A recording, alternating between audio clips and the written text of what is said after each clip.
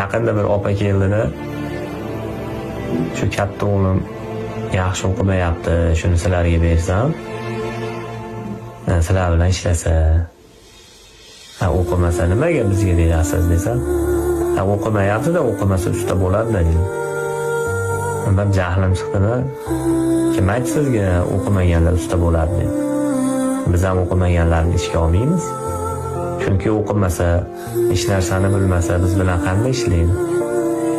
O'qimaganlarni olganmiz. Chala-picha ish o'rganadi, chiqib ketadi. Biz 10 so'm qiladigan narsani 5 so'm qiladi. Bu 5 so'mga yarasha qilmaydi-da. Ustalar sha'niga yaxshi gap olib kelmaydi. O'qish kerak, o'qimasa biz ham ololmaymiz, chunki matematikani bilish kerak, fizikani bilish kerak, geometriyani bilish kerak. Keyin aytdim, masalan, nazlilarni dedim, hamma ustalar o'qimagan bo'ladi. To'g'ri, tabiiy holat, ustalarning kiyimi unaqa yangi bo'lmaydi, chunki ish kiyimda bo'ladi.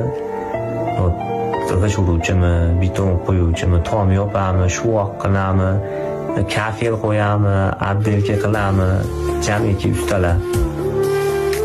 Keyin aytdim, opa, baland binolarda o'tiribsizlar. Shularni ham ustalar qurgan. Hamma usta ham unaqa o'qimagan bo'lmaydi. O'qiganligi uchun zo'r usta bo'lyapti.